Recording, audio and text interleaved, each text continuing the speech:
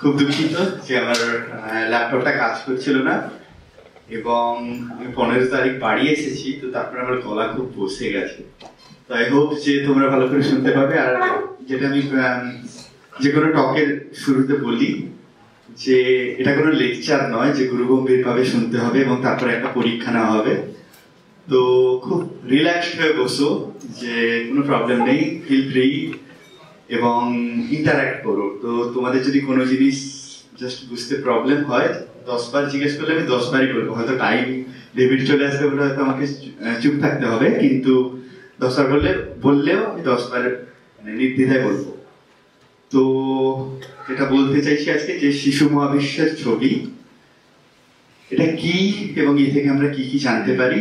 তো যখন আমি স্লাইডগুলো বানাচ্ছিলাম আমার সামনে দুটো অপশন ছিল, যে গোয়েন্দাদের মতো, যে প্রথম তোমাদের বলবো না কোনটা শিশু মহাবিশ্বের ছবি, এবং ধীরে ধীরে ধীরে ধীরে কিছু ফিজিক্সের মাধ্যমে কিছু আর্লি ইউনিভার্সের কিছু ঘটনা বলতে বলতে বলতে বলতে শেষে দেখাবো। তারপরে ভাবলাম যে না, তোমরা অনেক ডিটেকটিভ বই পড়েছো বা সিনেমা দেখেছো, তো আমি বরং কাজ করি প্রথমেই ছবিটা দেখিয়ে দিই। সেটা হলো এই মাঝের যে স্ট্রাইপটা, এটা হচ্ছে শিশু মহাবিশ্বের ছবি যখন পৃথিবীর বয়স ছিল প্রায় 0.3 বিলিয়ন। এখন পৃথিবীর বয়স হচ্ছে 14.7 billion for particular cosmological set of parameters. আমি ডিটেলসে বলবো। রেড শব্দটাকে আমি যেটা চেষ্টা করবো যে তোমাকে কনভিন্স করার যে এটাই হচ্ছে শিশু মহাবিশ্বের ছবি এবং এ থেকে আমি কি কি জানতে পারছি। তার আগে যেটা আমি বলে দিই যে একটু, যেহেতু আমি কলেজে সেমিনার দিচ্ছি, তো যে লক্ষ্য থাকবে আজকে টকের শেষে জাস্ট একটু মোটামুটি বোঝার এবং বাড়ি গিয়ে যাতে মাথায় থাকে। খুবই সিম্পল ব্যাপার, কত বড় হচ্ছে আমাদের ইউনিভার্স। বেবি ইউনিভার্সের সময় ইউনিভার্স কিভাবে দেখতে ছিল, এই বেবি ইউনিভার্সকে আমরা দেখার জন্য এত তাড়াহুড়ো করছি কেন, এত আমরা অনেক টাকা ইনভেস্ট করছি কেন, এবং এখান থেকে কি কি দেখতে পারি এবং হোয়াট ইজ নেক্সট, তোমাদের জন্য কি কি পড়ে আছে, সবকিছু কি কিছুই কি এক্সপ্লোর হয়ে গেছে কসমোলজিতে, নাকি কিছু কিছু এখনো বাকি আছে। এই চারটে জিনিস জাস্ট একটু বলার চেষ্টা করব। আর সময় থাকলে কিছু গল্প, কিছু জোকস আমার সেন্স অফ হিউমারের মধ্যে, মানে তো জাস্ট যেহেতু আমি পোস্ট ডক, আমি জানি না যে কলেজে কেউ পোস্ট ডকটা কি সেটা নিয়ে বলে কিনা, তো আমি জাস্ট বলতে চাইছি যে আমি হচ্ছে পোস্ট ডক কর্নেল ইউনিভার্সিটিতে। কিছু কিছু পোস্ট ডকের জন্য টিচিং এবং রিসার্চ দুটোই করতে হয়, কিন্তু আমাকে গভর্নমেন্ট ফান্ড করছে জাস্ট রিসার্চ করার জন্য। সো আমি ফুল টাইম রিসার্চার। এটা হচ্ছে একটা কর্নেল ইউনিভার্সিটি জাস্ট স্ট্রাইপ, এরকম 600টা বিল্ডিং আছে, খুব সুন্দর। শীতকালে, এটা শীতকালে তোলা, তাই জন্য পাতাগুলো বেশ হলুদ হলুদ হয়ে যায়। আমি যখন গেছিলাম তখন শীতকাল ছিল। আর ইনি হচ্ছেন আমার বস ইক বাটালিয়া। জাস্ট এনে ছবি দিয়েছি কারণ উনি 36 বছর বয়সে অনেক কিছু অ্যাচিভ করেছেন। তো উনি হচ্ছেন প্রফেসর ইক বাটালিয়া। এখন এটা পুরোটাই বরফে ঢেকে গেছে, তো আমার কাছে বোধহয় ছবিটা নেই। তো যেটা এবারে তোমাদের বলবো যে কত বড় হচ্ছে আমাদের মহাবিশ্ব, তার জন্য আমার একটা তোমাদের হেল্প লাগবে। সেটা হলো তোমাদের কল্পনা শক্তির ব্যবহার করতে হবে। কিভাবে করবো তার জন্য আমি তোমাকে হেল্প করবো। তোমরা যখন বিড়লা প্ল্যানেটোরিয়ামে দেখো একটা কাহিনী বলে চাঁদ, তারা, সূর্য, এখানেও সেরকম একটা কিছু করার চেষ্টা করব। তো কলকাতা থেকে নিউ ইয়র্কের ডিস্টেন্স হচ্ছে প্রায় 13,000 কিলোমিটার। যদি জাস্ট এটা আমি জাস্ট গুগল ম্যাপ থেকে নিয়েছি, তো যদি কানেক্টিং ফ্লাইট থাকে 20 ঘন্টা 35 মিনিট কিছু একটা ওরকম। তোমরা বুঝতে পারছো যে কতক্ষণ টাইম লাগে জাস্ট কলকাতা থেকে নিউ ইয়র্ক যেতে, একটা কন্টিনেন্ট থেকে আরেকটা কন্টিনেন্ট যেতে। এটা যদি কল্পনা করতে পারো তাহলে যেটা বললি যে পৃথিবীটা কত বড়। তুমি যদি পৃথিবীর কলকাতা থেকে শুরু করো, কলকাতা নিরক্ষরেখায় নেই, কিন্তু নিরক্ষরেখার কোনো একটা বিন্দু থেকে যদি তুমি ইকুইটোরিয়াল লাইন বরাবর যদি তুমি ঘুরে এসো, তাহলে প্রায় 40,000 কিলোমিটার অতিক্রম করবে। তো আমি যদি সেই প্লেনের যুক্তিটা লাগাই, যদিও নিউ ইয়র্ক আর কলকাতা পৃথিবীর দুটো বিপরীত বিন্দুতে নেই, তা তাও যদি আমি সেরকম লাগাই এটা কিছু একটা 50 ঘন্টার মতো টাইম লাগবে। তো তোমরা এখনো কল্পনা করতে পারছো যে পৃথিবীটা কত বড় যদি এরকম ঘুরে আসা যায়। Okay fine. এবারে যেটা হলো সূর্য একটা সাধারণ মানের গ্রহ, কারণ সাধারণ মানের নক্ষত্র, কারণ আমি হয়তো বাংলা বলতে গিয়ে হয়তো অনেক মিস্টেক করে ফেলবো, তো লেটস সি। তো সাধারণ মানের নক্ষত্র, সাধারণ মানের এই জন্যই কারণ এরকম নক্ষত্র মহাবিশ্বে কোটি কোটি আছে, আর তার মধ্যে পৃথিবী হচ্ছে একটা সাধারণ মানের গ্রহ এই সেন্সে যে পৃথিবীর মতো আরো অনেক অনেক গ্রহ ছড়িয়ে আছে। আমরা যেটা জানি 8টা গ্রহ, তার বাইরেও অনেক এক্সট্রা সোলার প্ল্যানেটস আছে। তো যেটা আমরা করি অ্যাস্ট্রোফিজিক্সে বা কসমোলজিতে, যেহেতু আমাদের অনেক বড় বড় ডিস্টেন্স, একেবারে ছোট ডিস্টেন্স থেকে মাইক্রোমিটার থেকে একেবারে যদি আমাদের বড় ডিস্টেন্সে যেতে হয়, তাই জন্য বড় বড় সংখ্যা না ব্যবহার করে আমরা যেটা করি, আমরা আর্থ আর সানের মধ্যে ডিস্টেন্সটা 1 ইউনিট ধরে নিই, যেটা হলো 1 অ্যাস্ট্রোনমিক্যাল ইউনিট, তার মান হলো 1.4 × 10⁸ কিলোমিটার। তো যেরকম আমরা যদি 1 সেন্টিমিটার ধরি, তো যদি আমি 10 সেন্টিমিটার বলি, তার মানে 1 সেন্টিমিটার হচ্ছে আমার ইউনিট, এটা 10 বার রিপিট করছে। এরকম যদি জুপিটার থেকে ডিস্টেন্স মাপি, তাহলে আমি জাস্ট জানবো যে এই অ্যাস্ট্রোনমিক্যাল ইউনিটটা কতবার রিপিট করছে। এবারে হলো গ্যালাক্সি। তো তোমাকে যদি কেউ জিজ্ঞেস করে যে একটা গ্যালাক্সিতে কতগুলো তারা থাকে, খুব সোজা 100 বিলিয়ন। তো অতগুলো তারার সমষ্টি নিয়ে হচ্ছে গ্যালাক্সি। তাই জন্যই বললাম যে সূর্য একটা সাধারণ মানের তারা। সূর্যের চেয়ে অনেক অনেক বড় তারা আছে এবং অনেক ছোট তারা আছে। কিন্তু ব্যাপারটা যেটা হলো, যেটা তোমাদের ইমাজিন করতে বলছিলাম, সেটা হলো আমাদের স্থান হচ্ছে আমরা কোনো একটা বাহুতে এইরকম একটা জায়গায় আছি, কারণ টেম্পারেচার খুব কম, সেন্টারে টেম্পারেচার অনেক অনেক বেশি, তো প্রাণ সৃষ্টি হওয়ার পক্ষে উপযোগী নয়। তো তুমি যদি একটা এক্সপেরিমেন্ট করো, তুমি যদি এখানে দাঁড়িয়ে থাকো এবং তোমার বন্ধু যদি ধরে নাও সেন্টারে দাঁড়িয়ে আছে, তো তুমি যদি লেজার লাইটটা ওকে পাঠাও, ওকে যদি বলো তোমাকে লেজার লাইটটা পাঠাতে, তো ও যদি তোমাকে এই লেজার লাইটটা পাঠায় এবং বলে যে হ্যাঁ, বলে দাও এই লাইটটা লাল না নীল সবুজ কিছু একটা, তোমাকে এই কালারটা জানতে বলছে, এটা যে সিম্পল একটা এক্সপেরিমেন্ট। তোমার বন্ধু যদি এখান থেকে তোমাকে পাঠায়, তাহলে তুমি ওই সিগন্যালটা পাবে 11,000 বছর পর। Of course 11,000 light years, just feel করার জন্য বলছি। এবার তুমি ওটা শুনে বললে যে হ্যাঁ, এটা তো লাল সিগন্যাল, এটা তো লাল লেজার লাইট। তুমি যখন আবার ওকে রিপ্লাই দিলে, ও পাবে 11,000 বছর পর। তার মানে টোটাল ডিস্টেন্স আছে প্রায় 22,000 বছর, জাস্ট সেন্টার থেকে একটা আমাদের ডিস্টেন্স, এই ব্যাপারটা কমিউনিকেট করতে। তার মানে বুঝতে পারছো যে কত বড় হচ্ছে জাস্ট একটা গ্যালাক্সি। কিন্তু মহাবিশ্ব কি এখানেই শেষ? না। যদি 100টা বা 1000টা থাউজেন্ডস অফ গ্যালাক্সিস যদি একসাথে থাকে, তাকে আমরা যেটা বলি সেটা হচ্ছে গ্যালাক্সি ক্লাস্টার। তো বুঝতেই পারছো যে এখানে কতগুলো তারা আছে, কত বড়। যদি একটা ডিস্টেন্স, যদি আমি 11,000 সেন্টার থেকে যদি outer portion of the Galaxy যদি বলি 11,000 লাইট ইয়ার্স, বুঝতেই পারছো যে এখান থেকে এখানে যেতে কতটাই ডিস্টেন্স হবে। আমি যে ডিস্টেন্স গুলো মেনশন করি, এই জন্য আমি অনেকগুলো নাম্বার পাম্প করতে চাই না, যাতে সব গুলিয়ে যায়। ফাইন। আমি যে বিষয় নিয়ে কাজ করি সেখানে হলো গ্যালাক্সি হলো একটা পয়েন্ট। তো আমরা কোনো কিছুই কেয়ার করি না যে গ্যালাক্সির ভিতরে কি আছে, গ্যালাক্সি হলো জাস্ট একটা পয়েন্ট। বুঝতে পারছো যে কতটা ইমাজিনেশনকে প্রয়োগ করতে হয় জাস্ট টু ফিল ইট। এটাই শেষ নয়, এবং কয়েকশো যদি গ্যালাক্সি, যদি এই গ্যালাক্সি ক্লাস্টার যদি একসাথে থাকে, তাকে বলা হয় সুপার ক্লাস্টার। এবং এই যে এটাকে বলা হয় ভিজিবল ইউনিভার্স। ভিজিবল ইউনিভার্স তার কারণ হচ্ছে এই শেষ প্রান্ত থেকে আমাদের কাছে এখনো লাইট এসে পৌঁছতে পারে, কারণ লাইট একটা ফাইনাইট টাইম নেয়। এর বাইরে কোনো অবজেক্ট থাকতে পারে, কিন্তু এখান থেকে এখনো লাইট এসে পৌঁছয়নি। তাই জন্য এটা তোমরা দিগন্তের মতো ভাবতে পারো, যে দিগন্তের বাইরে কি আছে আমরা দেখতে পারি না, যখন ওখানে যে তখন আবার দেখতে পাই। তো বোঝা গেল যে কত বড় হচ্ছে মহাবিশ্ব, এবং আমরা একটা পৃথিবীর ছোট্ট কোনায় ছোট্ট শহরে বসে পুরো মহাবিশ্বটাকে কিছু ফিজিক্সের ল, কিছু কেমিস্ট্রির ল, কিছু ম্যাথমেটিক্সের ল বা ম্যাথমেটিক্সের ইকুয়েশনস, এইসব দিয়ে ব্যাখ্যা করার চেষ্টা করছি। এবারে সরাসরি জাস্ট তোমাদের আইডিয়াটা দিলাম যে মহাবিশ্ব কত বড়। যদি বুঝে থাকো তাহলে এবারে বলি যে শিশু মহাবিশ্বের ছবিটা আমরা কিভাবে পেলাম। যেভাবে পেলাম সেটা হচ্ছে পুরোপুরি একটা অ্যাক্সিডেন্টাল ডিসকভারির মতো, অ্যাক্সিডেন্টালি আমরা পেয়েছি। কিভাবে নিয়েছে রবার্ট পেনজিয়াস অ্যান্ড উইলসন। এনারা কি করলেন, এনারা একটা বেসিক্যালি রেডিও অ্যাস্ট্রোনমির জন্য এবং কিছু কমিউনিকেশনের জন্য ওনারা একটা এই অ্যান্টেনা একটা কিছু একটা পরীক্ষা করতে চাইছিলেন। আমি ডিটেলসে বলছি না, তোমরা কখনো নেটে গিয়ে দেখতে পারো। খুব ইভেন জিম পেপলস এর একটা নোট আছে খুব ভালো এই জাস্ট ডিসকভারিটার উপর। তো ওনারা কি করলেন যে ওনারা যেটা পরীক্ষা করতে চাইছিলেন খুব ভালো, যে ওনারা পরীক্ষা করার পর দেখলেন যে অনেক কিছু ভাবে একটা সিগন্যালকে ওনারা ব্যাখ্যা করার চেষ্টা করছেন কিন্তু ব্যাখ্যা করতে পারছেন না। যেটা ব্যাখ্যা করতে পারছেন না সেটা হলো 4.2 কেলভিন একটা টেম্পারেচারের সিগন্যাল, সেটা সব জায়গায় পাচ্ছেন, আকাশের সব জায়গায়। তো ওনারা অ্যান্টেনা ঘোরালেন, তখনও দেখলেন যে পাচ্ছেন।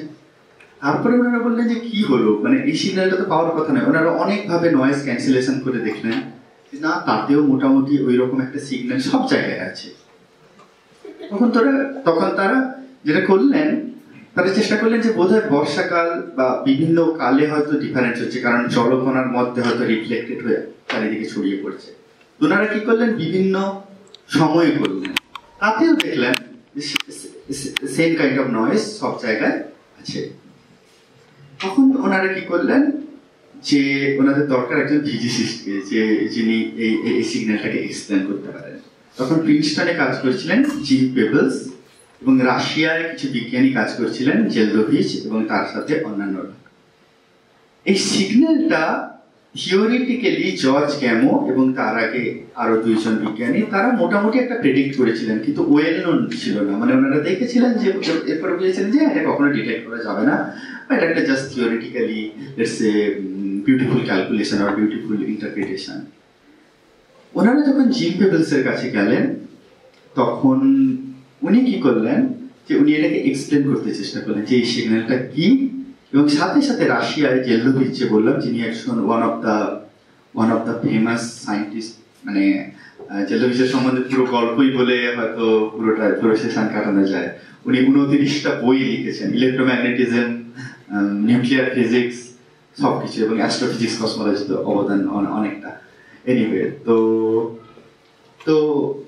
ওকে, তো তারপর ওনারা যেটা হলেন যে ওনারা শিওর হলেন যে এই সিগন্যালটা আসছে বিগ ব্যাং এর পরবর্তী সিগন্যাল থেকে, বিগ ব্যাং এর পরবর্তী সময় থেকে, যেটাকে আমরা বলি কসমিক মাইক্রোওয়েভ ব্যাকগ্রাউন্ড বা শর্টে সিএমবি। তো আমি যতবারই সিএমবি বলবো এর মানে হচ্ছে কসমিক মাইক্রোওয়েভ ব্যাকগ্রাউন্ড, এবং যেটা হলো যে এটা হলো বিগ ব্যাং এর পরবর্তী সময়, লেটস সে ইয়ং ইউনিভার্স থেকে, বেবি ইউনিভার্স থেকে আসছে।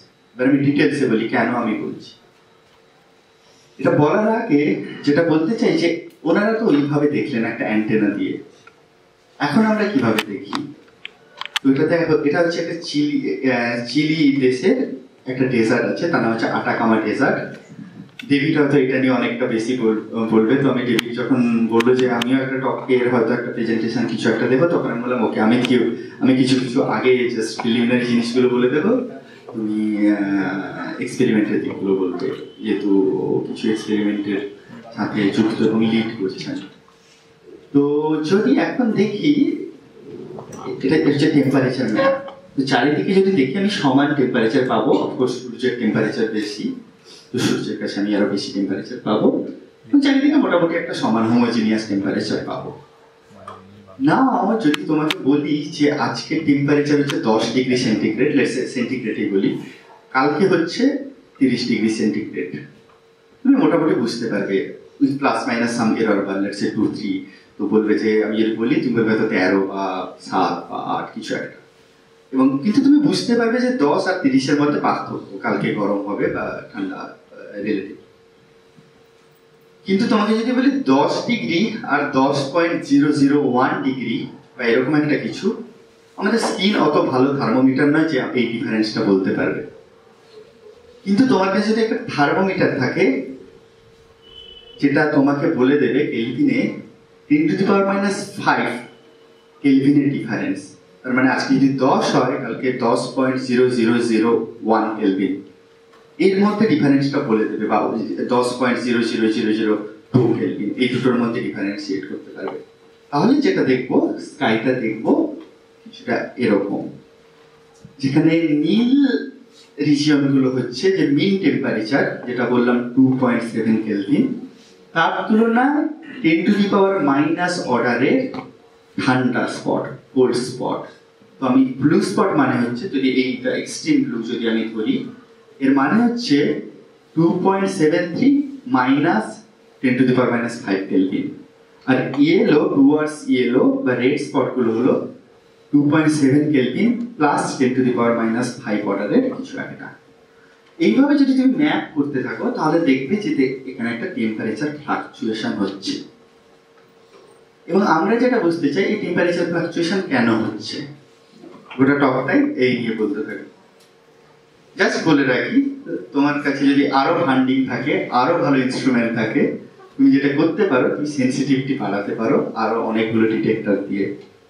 তখন যদি তুমি 10⁻⁷ অর্ডারের যদি তুমি দেখতে পারো, মাপতে পারো টেম্পারেচার, তখন যেটা দেখতে পারবে তুমি, যেহেতু আমি ফোটন অবজার্ভ করছি, নট অনলি ফোটনের এনার্জি, এনার্জি থেকে টেম্পারেচার ট্রান্সফার করতে পারি, H⁻kT। তখন যেটা দেখবো যে নট অনলি আমি ফোটনের টেম্পারেচার মাপতে পারবো, ফোটনের পোলারাইজেশন স্টেটও মাপতে পারবো। পোলারাইজেশন স্টেটটা আমি একটু পরে বলছি।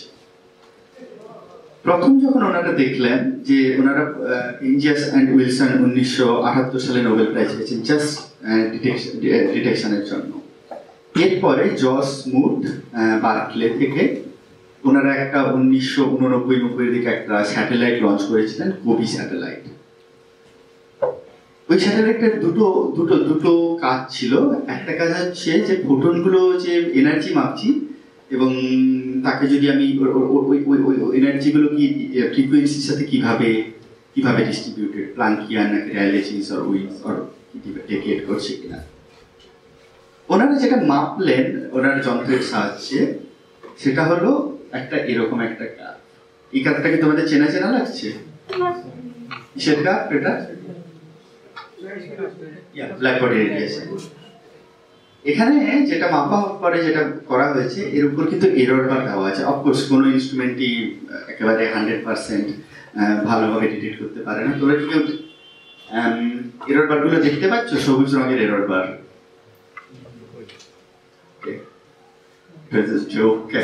কারণ মেজারমেন্ট এতই ভালো হয়েছে, এরর বারগুলো যদি অরিজিনাল এরর বারগুলো যদি আমি পুট করি, তাহলে লাইনের উইডথটা ওই এরর বারের চেয়ে বড় হবে।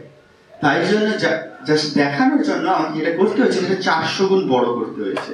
তো এটা 400 গুণ কোনো ডিটেকশনের ক্ষেত্রে একটা আমরা কথা ইউজ করি, ওটা হলো সিগমা। তো এটা প্রায় 400 সিগমা ডিটেকশন। তো এরর বারগুলো মানে মেজারমেন্টটা এতটাই ভালো হয়েছে, এত ওয়েল প্রিসাইজলি হয়েছে, তো আমাকে বড় করে দেখাতে হচ্ছে। তোমরা হয়তো বইতে পড়েছো যে পারফেক্ট ব্ল্যাক বডির সংজ্ঞা কি, ল্যাম্প ব্ল্যাক বা আরো কিছু, কিন্তু এরপর থেকে যখন কেউ জিজ্ঞেস করবে তখন বলবে সিএমডি। কারণ সিএমডি এখনো পর্যন্ত পারফেক্ট ব্ল্যাক বডির আচরণ মেনে চলে। জাস্ট বলে রাখি, এতটা ভালো মেজারমেন্ট হওয়ার সত্ত্বেও এখন আমরা যেটা চেষ্টা করছি, জাস্ট এই পোর্শনটা হোয়াট ইজ নেক্সটে বলবো, আমরা এর মধ্যেও ডেভিয়েশন খোঁজার চেষ্টা করছি, যে এত পারফেক্ট ব্ল্যাক বডি হওয়ার পরেও এখানে কি কোনো ডেভিয়েশন আছে। হয়তো দেখলাম যে এই স্কেলে হয়তো একটু ডেভিয়েশন, হয়তো 10⁻⁵ অর্ডারের বা 10⁻⁷ অর্ডারের। ওকে, তো এর জন্য 2006 সালে জস স্মুথ এবং জন ম্যাথান নোবেল প্রাইজ পেয়েছে। দুটো নোবেল প্রাইজ অলরেডি আমি দুবার নোবেল প্রাইজ, অফকোর্স অনেকজন। এবারে এখন যেটা করা হয়েছে সেটা হলো 2009 সালে একটা স্যাটেলাইট লঞ্চ হয়েছিল ইউরোপিয়ান স্পেস এজেন্সির পক্ষ থেকে, প্লাঙ্ক। তো প্লাঙ্কের কাজ হয়েছিল এইটা, কিন্তু এই বেসিক্যালি টেম্পারেচার ম্যাপ করা, কিন্তু প্লাঙ্কের সেন্সিটিভিটি অনেক বেশি ছিল, যেহেতু অফকোর্স টেকনোলজি খুব ডেভেলপ করছে। তো এটা একটা ভিডিও দেখবো যে প্লাঙ্ক কিভাবে স্ক্যান করেছে। আই হোপ ভিডিও চলবে।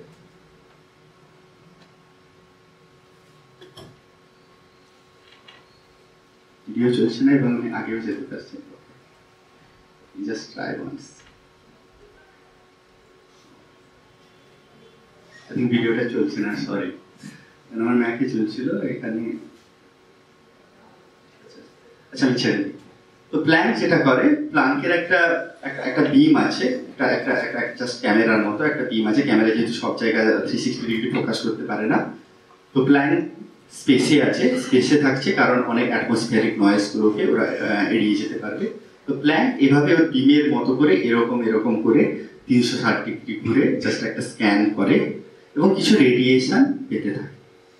ওই রেডিয়েশন গুলোর টেম্পারেচার ও মাপতে থাকে। রেডিয়েশন বেসিক্যালি ফোটন, এখন পর্যন্ত let's say just particle nature photon. এই ফোটনগুলোর এনার্জি মাপতে থাকে এবং একটা ওর পিক্সেল অনুযায়ী একটা টেম্পারেচার দিতে থাকে। কিন্তু অরিজিনাল যেটা প্ল্যাঙ্ক অবজার্ভ করেছে সেটা হলো এরকম বিভিন্ন ফ্রিকোয়েন্সিতে বিভিন্ন রকম। তো তোমরা বুঝতেই পারছো যে এখান থেকে যদি আমি কোনো একটা বলি যে বেবি ইউনিভার্স, তাহলে কিন্তু বলাটা ঠিক হবে না। কারণ এখানে যদি দেখছো, এখানে দেখছো অনেক রেড স্পট, এগুলো হচ্ছে অ্যাকচুয়ালি নয়েজ। মেনলি সিনক্রোটন বলে একটা প্রসেস আছে ওর জন্য।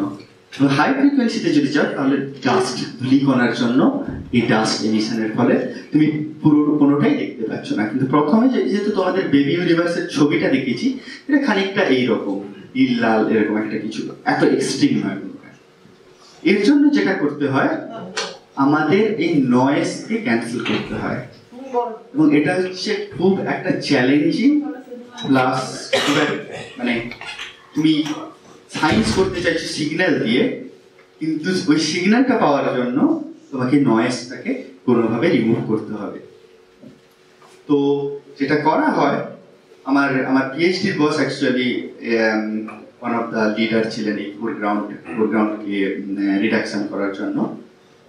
তো সবগুলো ফ্রিকোয়েন্সি থেকে আমরা যেটা জানি যে ফোরগ্রাউন্ডগুলো কোনো পার্টিকুলার ল ফলো করবে না, কারণ নয়েজ হচ্ছে সবসময় র্যান্ডম কাইন্ড অফ, এবং যে সিগন্যাল ওটা একটা পার্টিকুলার ল ফলো করবে। তো এই আরো অনেকগুলো অ্যালগোরিদম আছে, কিন্তু অনেকগুলো অ্যালগোরিদম এভাবে অ্যাপ্লাই করে যেটা পাওয়া যায় সেটা হলো এইটা। এটা হচ্ছে প্ল্যাঙ্কের সব থেকে হাই রেজলিউশনে এখনো পর্যন্ত দেখা মহাবিশ্বের, শিশু মহাবিশ্বের ছবি। যেহেতু বললাম মাইক্রো কেলভিন অর্ডারের, এক্সট্রিম ব্লু রিজিয়ন গুলো হলো -300 মাইক্রো কেলভিন মিন টেম্পারেচারের থেকে। মিন টেম্পারেচার হচ্ছে 2.73 কেলভিন, এবং রেড রিজিয়ন গুলো হচ্ছে +300 কেলভিন, 300 মাইক্রো কেলভিন। তো এইভাবে যদি দেখি তাহলে আমরা দেখতে পাচ্ছি যে টেম্পারেচার ডিস্ট্রিবিউশন কেন হচ্ছে। এবারে আমি যেটা করব এটা হলো কিছু প্রশ্ন করার। সেম জিনিস করেছিলেন জিম পেবলস যখন ওনারা ডিটেক্ট করলেন, যিনি এবছর নোবেল প্রাইজ পেয়েছেন। তো ওনার কথা ছিল যে এই টেম্পারেচার ফ্লাকচুয়েশন কেন হচ্ছে। ওকে, যে অনেকগুলো ফিজিক্যাল ফেনোমেনা, সেগুলো আস্তে আস্তে বলবো। তারপরে কথা হচ্ছে এটা তো টেম্পারেচার ফ্লাকচুয়েশন হচ্ছে, আমরা কিভাবে এটাকে মডেল করতে পারি। আমাকে তো কোনোভাবে মডেল করতে হবে। আমি যদি কথায় বলি যে এদিকে 300 মাইক্রো কেলভিন বেশি, এদিকে -300, এর কোনো মানে হয় না, কারণ আমাকে একটা রেফারেন্স দিতে হবে বা আমাকে কোনো একটা স্ট্যাটিস্টিক্যাল কোয়ান্টিটি মেজার করতে হবে যাতে সবাই বুঝতে পারে যে হাইট, কারোর হাইট 10 সেন্টিমিটার বেশি মানে আমি বুঝতে পারি একটা মাটি থেকে 10 সেন্টিমিটার উপরে, কারোকে 10 মিটার, আমি একটা র্যান্ডম নাম্বার বলছি। ওকে, যদি 100 বলি তাহলে আরো 100। আমার কাছে একটা রেফারেন্স আছে, কারণ আমার কাছে একটা স্কেল আছে। অফকোর্স এগেন সেম, আমাকে কিছু ম্যাথমেটিক্সের আশ্রয় নিতে হবে, এবং যেটা লাস্টে বলার চেষ্টা করব যে এই টেম্পারেচার ফ্লাকচুয়েশন কেন হচ্ছে এটা জানার পর, ওটাকে ম্যাথমেটিক্যালি মডেল করার পর আমাকে এটা কি বলছে ultimately, what do we learn from it.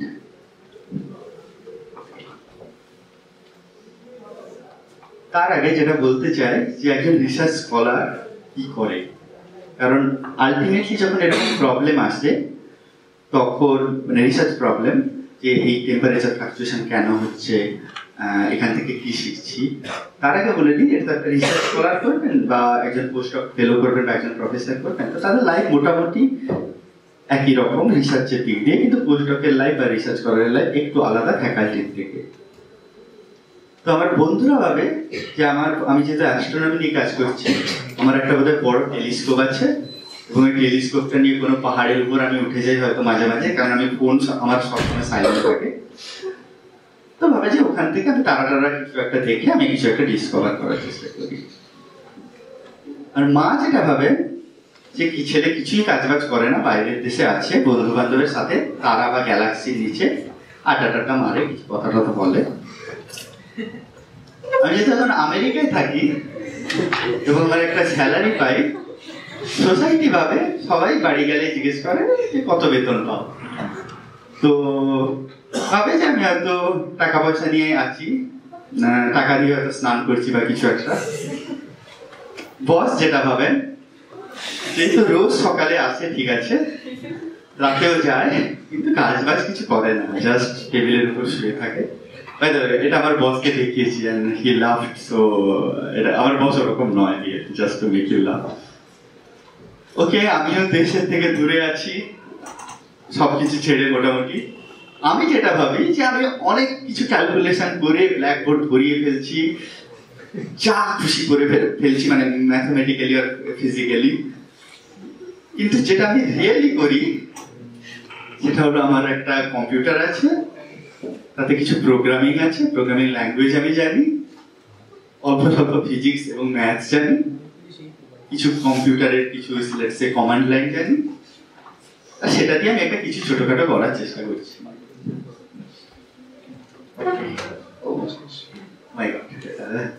যেটা ভেবেছিলাম। এনিওয়ে, যেটা লেখা আছে যে isn't it interesting that you are analyzing the whole universe in your laptop? তো এত হাসানোর পর আমি এটাই বলতে চাইছিলাম যে এটা কিন্তু ছোট কাজ নয়। এটা ভাবা, তোমাদের যে পুরো মহাবিশ্বের যে বললাম কত বড়, এর বিস্তৃতি কত, এই সব কিছু তুমি একটা ল্যাপটপে জাস্ট কিছু physical law, just let's say gravity, নিউটনের 3টা সূত্র বা আরো কিছু সূত্র, এইগুলো দিয়ে তুমি অনেক কিছুই বলে দিতে পারছো, প্ল্যানেট কিভাবে মুভ করে বা আরো অনেক কিছু। তো তুমি স্বল্প, মানে এটা হলো একটা রান্নার মতো, যে তোমার কাছে কিছু মশলাপাতি আছে, খুব খুব কম মশলাপাতি আছে, তাতে বলা হলো যে তোমাকে একটা রান্না করতে। আর কারোর কাছে অনেক বেশি কিছু আছে, একটা ভালো কিচেন আছে, অনেক কিছু মেটেরিয়ালস আছে। এর মানে এই নয় যে তুমি স্বল্প কিছু মশলাপাতি দিয়ে তুমি ভালো রান্না করতে পারবে না। কিন্তু আমার কাছে যেটাই মোস্ট ইন্টারেস্টিং ব্যাপার, সেটা হলো এই কম্পিউটারে কিছু ফিজিক্স, কিছু ম্যাথ এবং কিছু জাস্ট বেসিক আইডিয়াস দিয়ে তুমি মহাবিশ্বের অনেক কিছু প্রপার্টিস অ্যানালাইজ করতে পারছো। নাও এতক্ষণ তোমাদের ওয়েট করিয়ে রেখেছিলাম যে এই শিশু মহাবিশ্বের ছবি, এটা কেন বলছি। এবারে আমি তোমাদের কমপ্লিট স্টোরিটা বলি। জাস্ট মেনে নাও যে মহাবিশ্ব একটা বিন্দু থেকে শুরু হয়েছে, যার নাম বিগ ব্যাং। অফকোর্স আমি ছোটবেলায় প্রশ্ন করতাম, কেন মহাবিশ্ব কিভাবে বিন্দু থেকে হলো, এটা কেন, এটা হতে পারে না, এত বড় জিনিস একটা বিন্দুতে থাকতে পারে না। জাস্ট এই মুহূর্তে ধরে না যে একটা বিন্দু থেকে মানে সৃষ্টি হয়েছে, যার নাম বিগ ব্যাং।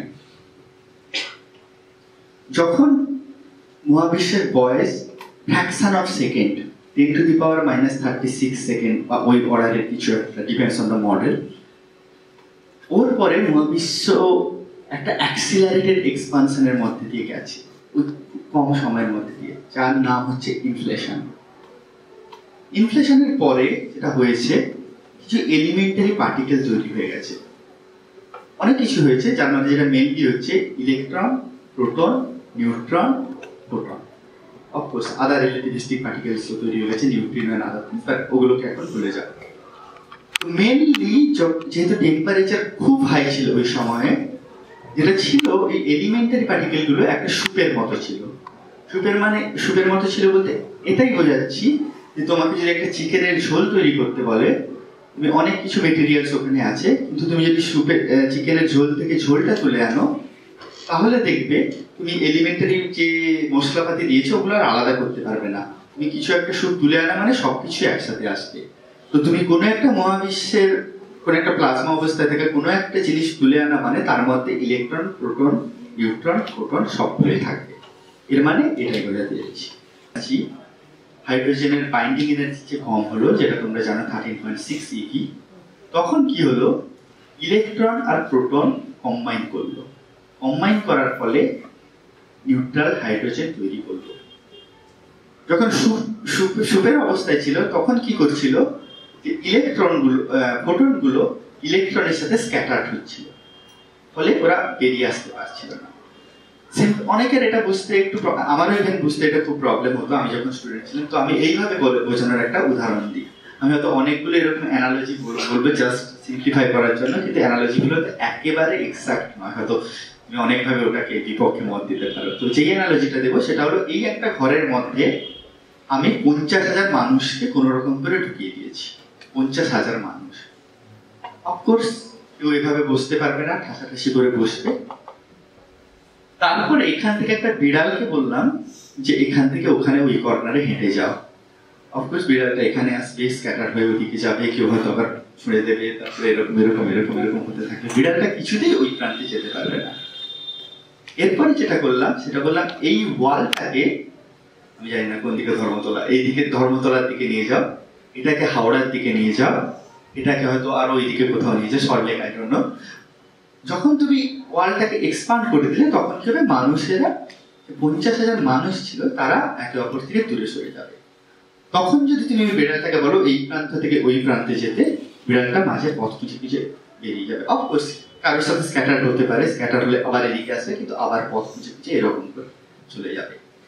এক্স্যাক্টলি সেম জিনিস হচ্ছে। যখন আগে ছিল ছোট ইউনিভার্সের আয়তন কম ছিল, টেম্পারেচার খুব বেশি ছিল, সুপের অবস্থায় ছিল, বিড়ালটা হচ্ছে ফোটন আর মানুষগুলো হচ্ছে ইলেকট্রন।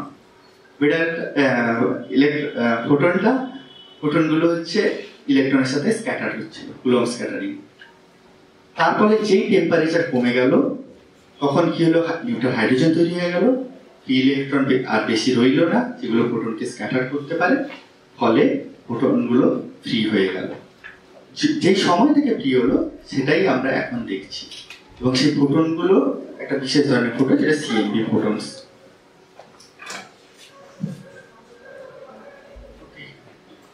তো যেহেতু decouple of photon from the rest of the soup or soup, মানে other elementary particles, কিন্তু ওইখান থেকে এখন আমরা দেখছি। তার কারণ হচ্ছে যে তোমরা জাস্ট ইমাজিন করার জন্য ভাবতে পারো যে বিগ ব্যাং থেকে এরকম থেকে বাস্ট হয়ে একটা আয়তন করলো, সেই সময় ফোটন ডিকাপল হয়ে গেল, তাহলে ফোটনগুলো আমার দিকে সেন্টারের দিকে আসতে থাকলো, সব দিকে যেতে থাকলো, ফোটনগুলো এরকম আসতে থাকলো। আস্তে আস্তে মহাবিশ্বের যে পরিধিটা ওটা এক্সপান্ড হতে থাকলো এরকম করে। কিন্তু আমি মাঝে কোনো একটা সময় সৃষ্টি হয়েছি, কারণ আর্থ অনেক পরে সৃষ্টি হয়েছে। যেহেতু লাইট একটা ফাইনাইট টাইম লাগে ওই প্রান্ত থেকে এখানে আসার জন্য, তো আমি এখন বসে ওই ফোটনটাকে পেতে পারছি। সেম অ্যানালজি, আমি যখন সূর্যকে দেখছি, এখনকার সূর্যকে দেখছি না, 8 মিনিট 20 সেকেন্ড আগের সূর্যকে দেখছি। এখন যদি সূর্য এক্সপ্লোড হয়ে যায়, আমি এটা আমি দেখতে পাবো বা এর সম্বন্ধে আমি অনুভব করতে পারবো 8 মিনিট 20 সেকেন্ড পর।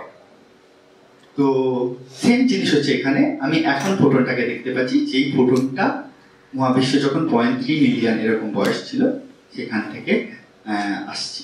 তার মানে এখন দেখা মানে আমি তখনকার মহাবিশ্বকে দেখতে পাচ্ছি। এটা ক্লিয়ার হয়েছে? জাস্ট আমি হয়তো অনেক গল্প করে বোঝার চেষ্টা করছি, আর ব্যাপারগুলো ম্যাথমেটিক্যালি খুবই কঠিন, মানে খুবই কঠিন ইন দ্য সেন্স দ্যাট খুবই কমপ্লিকেটেড, নট কঠিন, কমপ্লিকেটেড। এবং যেহেতু আমাকে কলোকিয়াতে বলা হয়েছে, তার মানে কোনো ইকুয়েশন প্রায় থাকবে না, তো আমি জাস্ট গল্পের মতো করে বলছি। কিন্তু তোমাদের যদি এটা যদি বুঝে থাকো, তাহলে এটা হচ্ছে one of the pillar of cosmology. মানে 1950-এর দিকে বিগ ব্যাং যিনি নাম দিয়েছেন, ফ্রেড হয়েল, কেমব্রিজে, তো উনি কিন্তু বিগ ব্যাং বিশ্বাস করতেন, মানে বিগ ব্যাং এই আইডিয়াটাই বিশ্বাস করতেন না।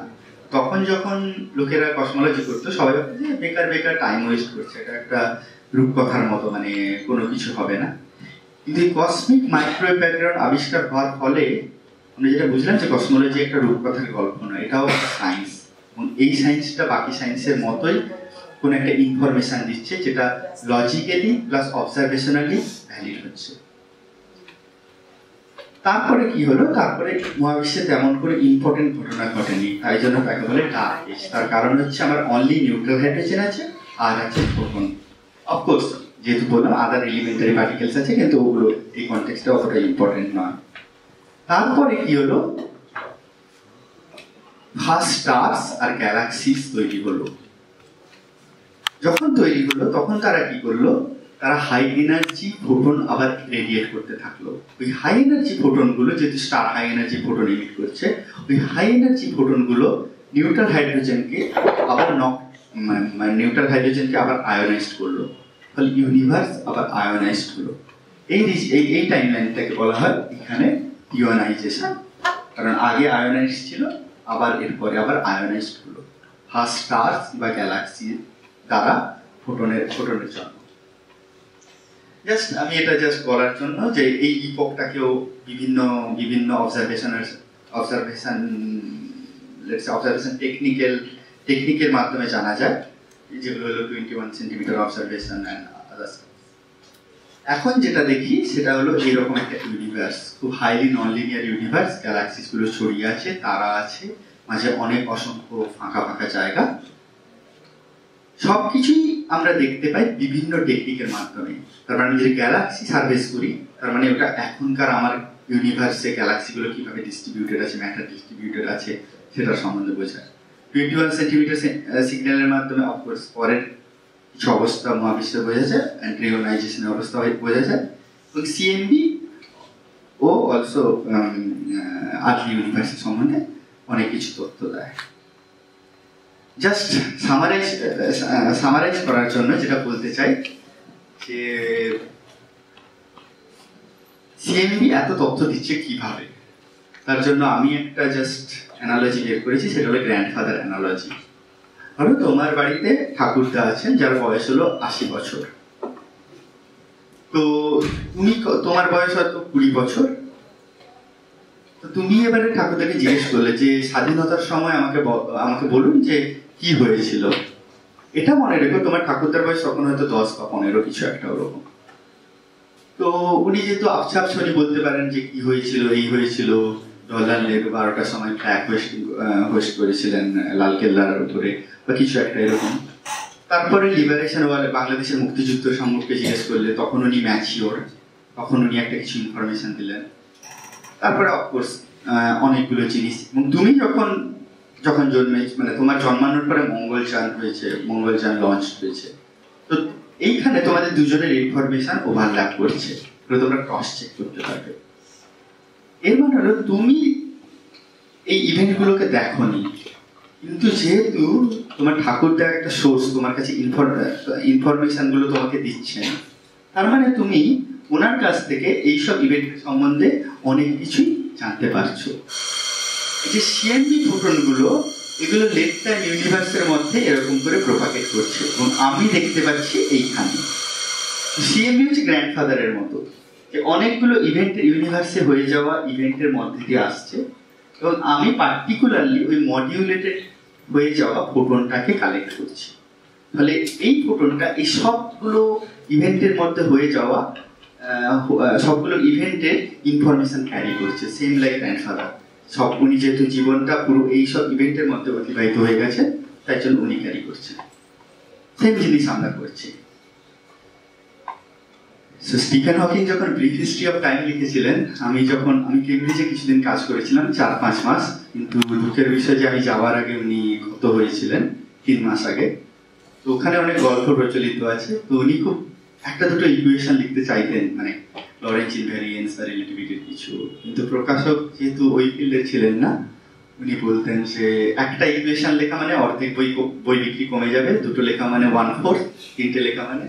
তো আমিও ভাবছিলাম যে আমার টকের হয়তো মানে তোমরা বোর্ড হয়ে যাবে ওই হারে। জাস্ট কোনো ইকুয়েশনে জাস্ট কিছু একটা দুটো স্লাইডে জাস্ট একটু ম্যাথমেটিক্যাল ফ্রেমওয়ার্ক বলবো, তার বাদে আর কিছু না।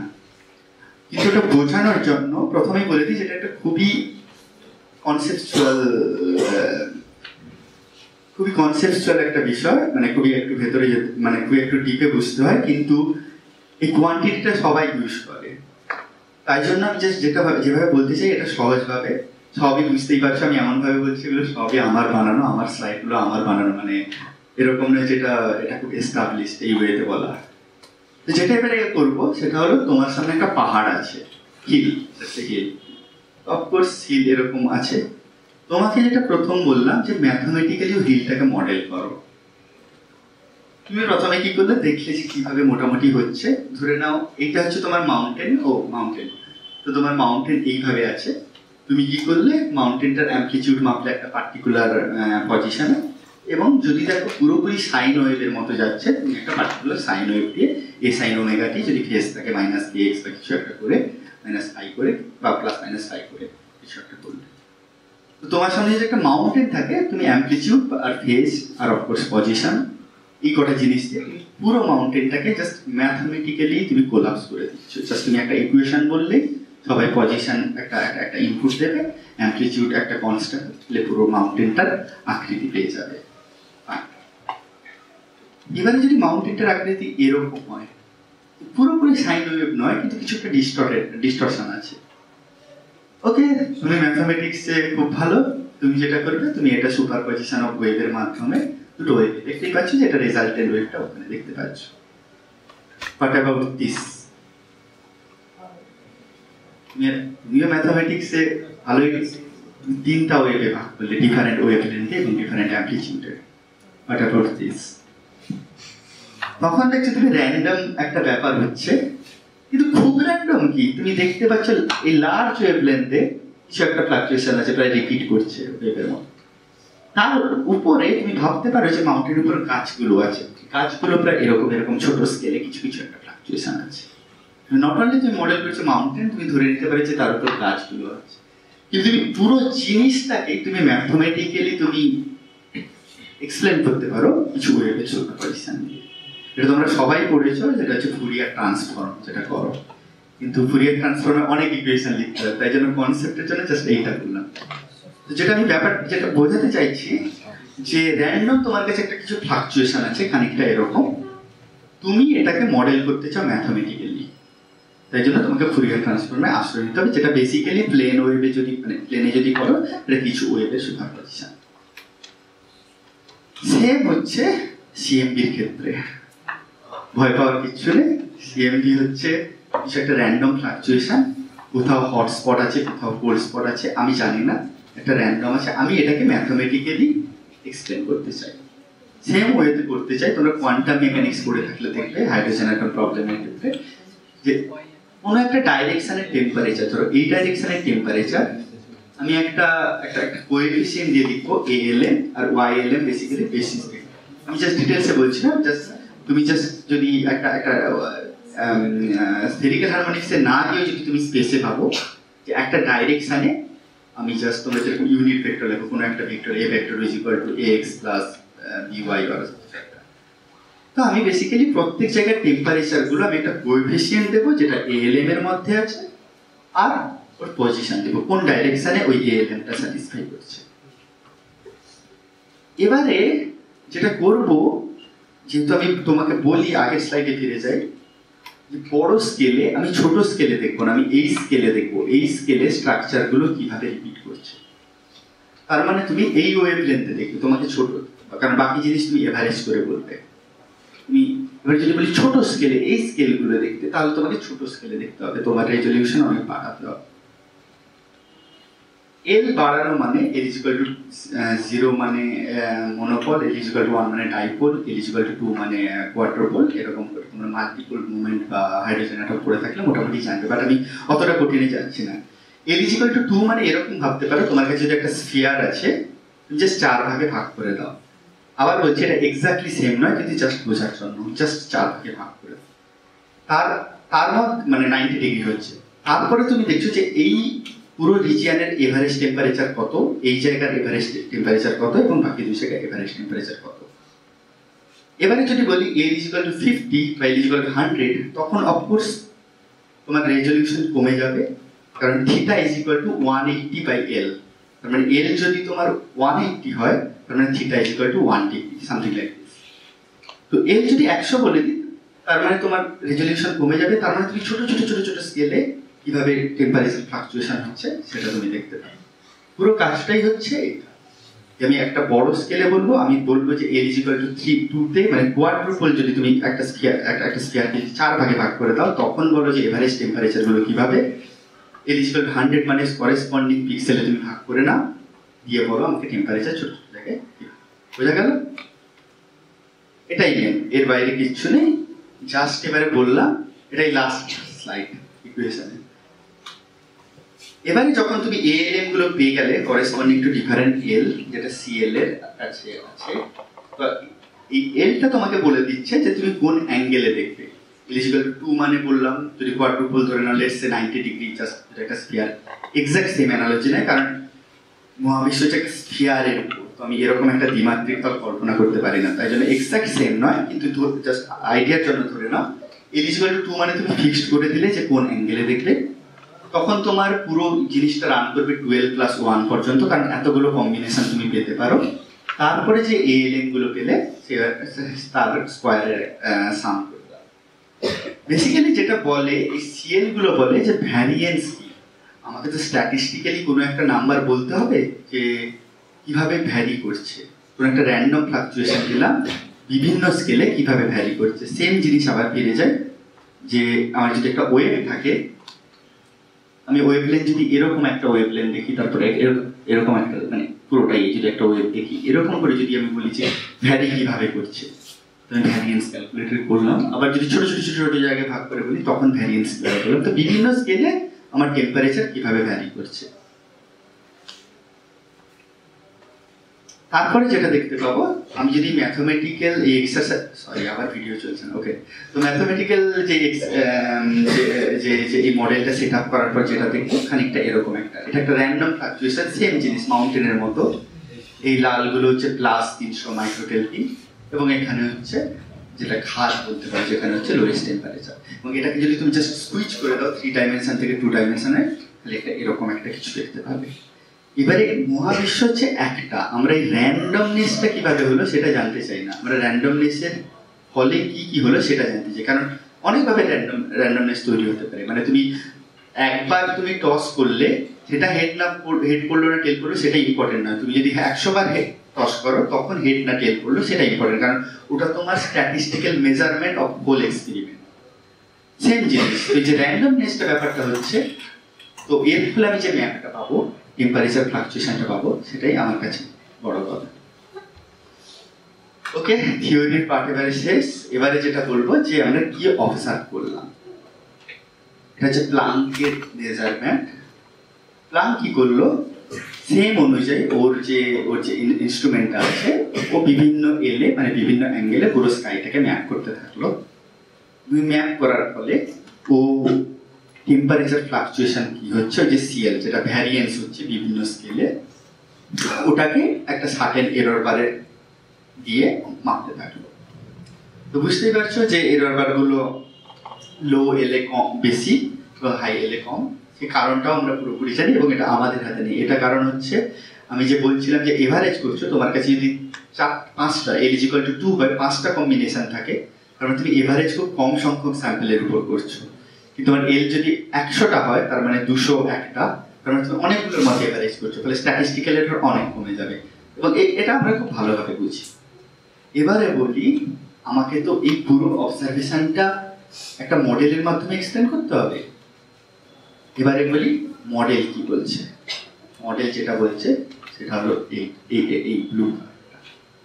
দেখতে পাচ্ছ কত সুন্দরভাবে জাস্ট ডেটাগুলো মডেলের সাথে মিলে যাচ্ছে। এবং আমি যেহেতু বললাম এই এরর বারগুলো আমরা খুবই ভালোভাবে আমাদের আইডিয়া আছে, এবং সেটা আমাদের হাতে নেই, কারণ মহাবিশ্ব একটা। তোমাদের কাছে, আমার কাছে যদি 1000টা মহাবিশ্ব থাকতো, তাহলে আমি 1000টা মহাবিশ্বের উপর স্যাম্পল করতাম, তাহলে এই এরর বারগুলো কমে যেত। কিন্তু আমাদের কাছে একটাই মহাবিশ্ব আছে, তো একটাই র্যান্ডমনেস দেখতে পাচ্ছি। বিভিন্ন রকম র্যান্ডমনেস, মানে 100 বার আমি টস করতে আর পারছি না, আমার কাছে একবার টস করতে হচ্ছে। এবারে কথা হচ্ছে এই মডেলটা করার জন্য অনেক কিছু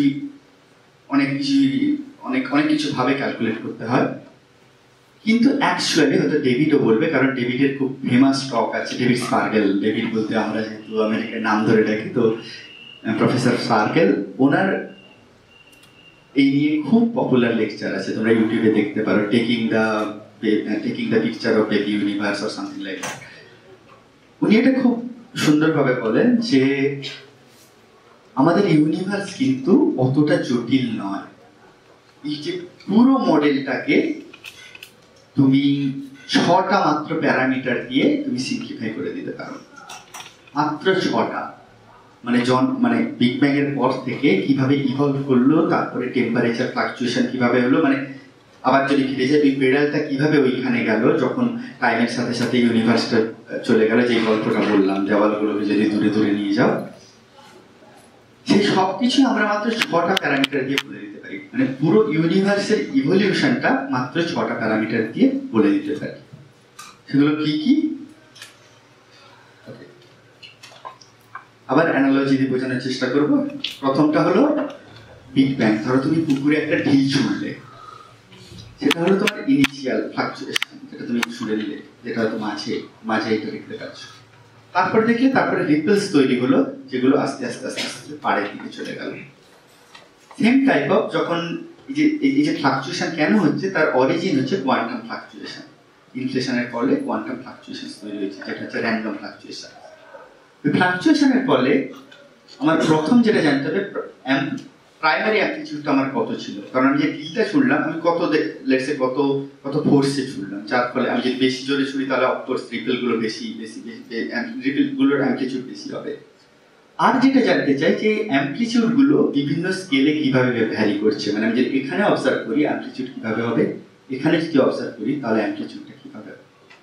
সেম অ্যানালজি, আমি দুটো জিনিস জানতে হবে প্রাইমোডিয়াল ইউনিভার্সকে ব্যাখ্যা করার জন্য, যে অ্যামপ্লিটিউড অফ দ্য প্রাইমোডিয়াল ফ্লাকচুয়েশনস কিভাবে ছিল, আর সেকেন্ড হচ্ছে ওটা ডিফারেন্ট স্কেলে কিভাবে ভ্যারি করে। মানে বড় স্কেল বললাম, যদি এটা এরকম বড় মাউন্টেন দেখো, সেখানে কিরকম ভ্যারি করছে, আর ছোট ছোট স্কেল কিভাবে ভ্যারি করছে। এটা এই ব্যাপারটাও পুরো একটা পাওয়ার ল দিয়ে ব্যাখ্যা করা যায়। সেদিক থেকে ইউনিভার্স খুব সিম্পল, মানে এমন নয় যে অনেক কিছু করতে হবে। আর যেটা লাগবে সেটা হলো কন্টেন্ট অফ দ্য ইউনিভার্স। তোমরা মোস্ট প্রবাবলি সবাই হয়তো এই জিনিসটা দেখেছো। ডেভিড স্পার্গেল ফার্স্ট WMAP স্যাটেলাইট থেকে এই জিনিসটা ক্যালকুলেট করেছিলেন, এবং প্রিসাইসলি ক্যালকুলেট করেছিলেন কতটা ডার্ক ম্যাটার, কতটা ম্যাটার, এবং কতটা ডার্ক এনার্জি। তো আমি যতবারই ওনার সাথে দেখা হয়েছে, আমি কোনো না কোনো অজুহাতে জিজ্ঞেস করেছি যে আপনি যখন প্রথম এই নাম্বারগুলো দেখতে পেলেন কি অনুভূতি ছিল। স্বাভাবিক, আপনি কোনো একটা টেম্পারেচার ফ্লাকচুয়েশন দেখে ইউনিভার্সের এজ বলে দিচ্ছেন, কন্টেন্ট কত বলে দিচ্ছেন, ইউনিভার্স যখন 10⁻32 সেকেন্ড ছিল তখন কোনো প্রপার্টিজ বলে দিচ্ছেন, এখন ক্লাস্টারগুলো কিভাবে তৈরি হয়েছিল, যেটা বললাম দাদুর অ্যানালজি দিয়ে, ঠাকুরদার অ্যানালজি দিয়ে সবকিছু বলে দিচ্ছে। তো উনি প্রতিবারে হেসে বলেছে যে হ্যাঁ, নাম্বারগুলো যখন পেলাম খুব ইন্টারেস্টিং, কিন্তু এর পেছনে অনেক ইন্টেন্স কাজ ছিল। রাত 3টের সময় একজন কেউ মেল পাঠালো, সেটা উঠে দেখা, এবং প্লাঙ্কে প্রায় 200 জন মতো বিজ্ঞানী কাজ করেছেন। কিন্তু WMAP যখন হয়েছিল তখন মাত্র 20-25 জন বিজ্ঞানী, এবং তাদের অধিকাংশই পোস্ট ডক ছিল এবং PhD স্টুডেন্ট ছিল। তো এতটাই ইন্টেন্স জব ছিল যে যখন নাম্বারগুলো দেখলেন তখন হ্যাঁ, it's interesting, but okay, we work hard for it. তো এটা এই পাই চার্টটা যেটা বলছে যে একটা খুব ইন্টারেস্টিং তথ্য দিচ্ছে, সেটা হলো আমরা যা কিছু দেখছি, এই ঘর, বাড়ি, চেয়ার, টেবিল, সোনা দানা, হিরে, সবই মাত্র প্রায় 5%-এর মধ্যে। রেস্ট হলো dark matter around 25-24%, and dark energy প্রায় 70%।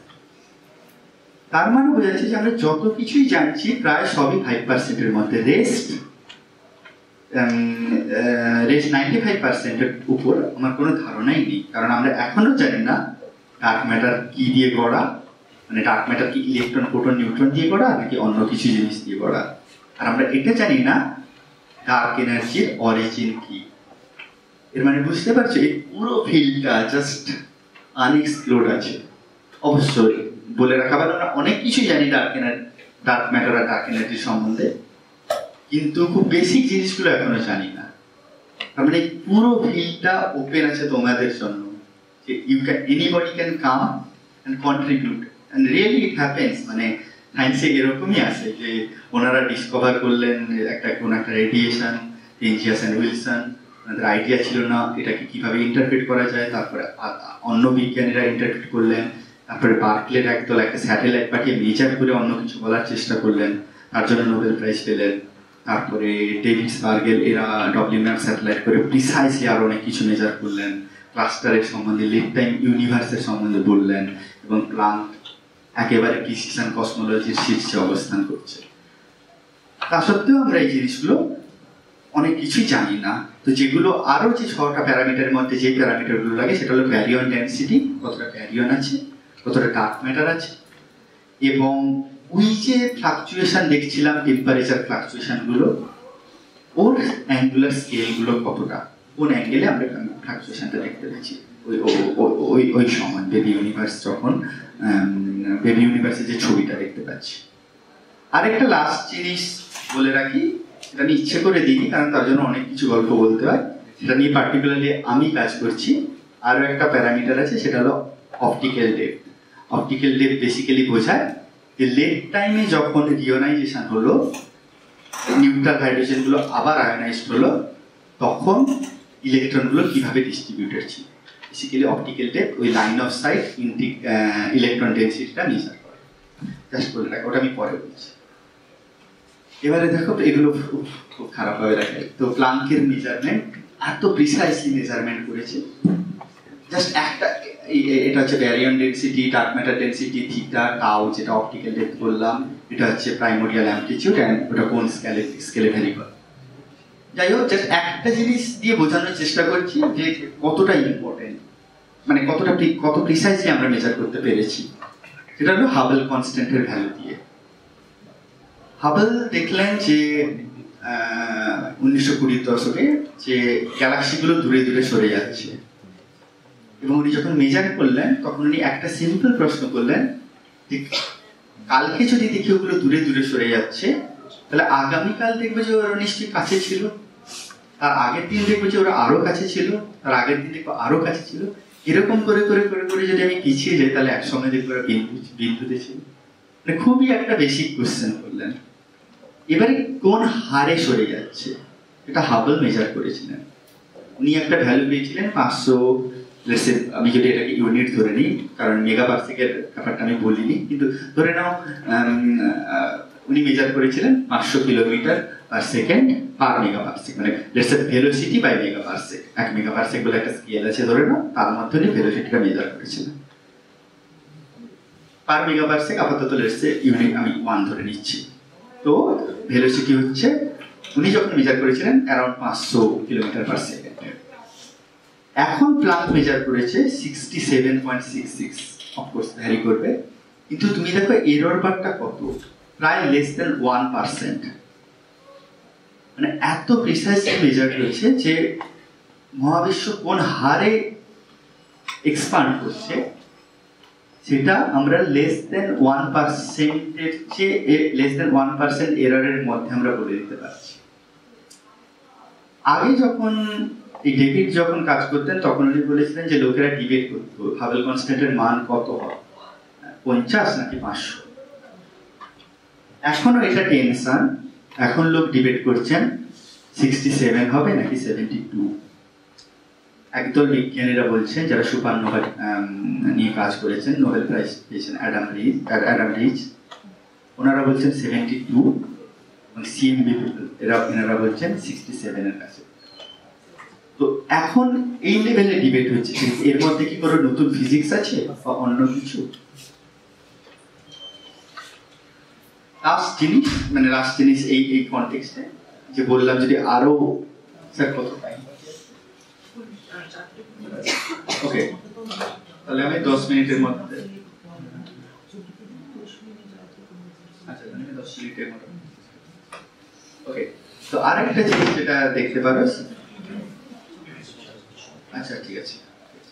এবারে যদি তুমি বললাম যে পোলারাইজেশন স্টেট মাপতে পারো, যদি তোমার হাই সেন্সিটিভ ইনস্ট্রুমেন্ট থাকে, পোলারাইজেশন স্টেট মানে তুমি যেটা মাপতে চাইছো সেটা হলো তুমি ডাইরেকশন অফ ফোটন, যেটি ইলেকট্রোম্যাগনেটিক ওয়েভ তুমি দেখতে চাইছো লিনিয়ারলি পোলারাইজ, সার্কুলারলি পোলারাইজ নাকি আনপোলারাইজ, মানে কোনো তুমি মিক্সচার অফ এভরিথিং। এই পোলারাইজেশনটা যদি তুমি মাপতে পারো, ব্যাকগ্রাউন্ডে দেখছো তোমার টেম্পারেচার ডিস্ট্রিবিউশন আছে, তার উপর তুমি ফোটনগুলোর ডাইরেকশন মাপছো। এগুলো জাস্ট বেসিক্যালি লেটস সে ফোটনগুলোর direction of propagation vector or something like that. তুমি যখন এইটা তুমি অবজার্ভ করতে পারছো, কারণ তোমার কাছে একটা ওই কি বলে যদি স্টোকস প্যারামিটার মাপার মতো কোনো একটা কিছু থাকে, যে লিনিয়ারলি পোলারাইজ যদি হয় অনলি এই দিক দিয়ে যদি তোমার একটা স্লিট থাকে পাস করে যাবে, অন্য দিক থেকে হলে পাস করবে না। তুমি ওরকম ওটাকে রোটেট করে করে দেখছো যে কোন দিক থেকে বেশি ইন্টেন্সিটি আসছে, ফলে ফোটনগুলো তুমি ডাইরেকশন মাপতে পারছো। যখন তুমি এরকম একটা ডাইরেকশন প্যাটার্ন পেলে, তুমি আবার ওই মাউন্টেনকে ম্যাথমেটিক্যালি মডেল করার মতো তুমি যেটা করবে, তুমি দুটো জিনিসে ভাগ করতে পারো। একটা হচ্ছে কার্ল ফ্রি, আর একটা হচ্ছে ডাইভারজেন্স ফ্রি। ইলেকট্রিক ফিল্ড আর ম্যাগনেটিক ফিল্ডের মতো তুমি এরকম ভাবে জাস্ট যে কোনো প্যাটার্নকে তুমি ভাগ করে দিতে পারো, ওর মধ্যে কার্ল আছে কিনা বা ওর মধ্যে একটা রোটেশন আছে কিনা তুমি জাস্ট দেখতে পারো। এবং তুমি বুঝতেই পারছো যে একটা প্যারিটি চেঞ্জ করবে, মানে আয়নায় দিলে ওর আয়নার মধ্যে, আমি জানি প্যারিটিকে কিভাবে সিম্পল করবো, আয়নায় ট্রান্সফর্ম করবে। কিন্তু এটাকে যদি তুমি আয়নায় দেখো প্রায় সেম, প্রায় নয় মানে সেমই লাগবে। এই দুটো পোলারাইজেশন কিভাবে তৈরি হয় তার সম্বন্ধে আমরা ভালোভাবে জানি। একটা কনসিকুয়েন্সই বলবো, সেটা হলো যে তোমরা জানো 2017 সালে গ্র্যাভিটেশনাল ওয়েভ ডিটেক্ট করার জন্য লাইগো মেনলি 3 বিজ্ঞানীকে প্লাস আদার্স বিজ্ঞানীকে একসাথে নোবেল প্রাইজ দেওয়া হয়েছে। আমরা যেটা করতে চাইছি সেটা হলো গ্র্যাভিটেশনাল ওয়েভকে ডিটেক্ট করা ইনফ্লেশন থেকে, মানে মহাবিশ্বের বয়স যখন 10 to the power minus around 30 second ছিল, তখন ইনফ্লেশনের ফলে একটা পার্টারবেশন তৈরি হয়। ওই পার্টারবেশনের ফলে গ্র্যাভিটি ওয়েভ তৈরি হয়। এবারে যদি গ্র্যাভিটি ওয়েভটা তৈরি হয়ে থাকে, তাহলে এই যে সিএমবির পোলারাইজেশন আছে, গ্র্যাভিটি ওয়েভ কি করে একদিকে স্ট্রেচ করে দেয় এবং আরেকদিকে খুব ক্লোজ মানে কাছে নিয়ে আসে। ফলে ওই রকম যদি একটা গ্র্যাভিটি ওয়েভ পাস করে যায় সিএমবি স্কাইয়ের মধ্যে দিয়ে, তখন কি হয়ে যাবে, পোলারাইজেশন গুলো ধরো ই মোড ছিল,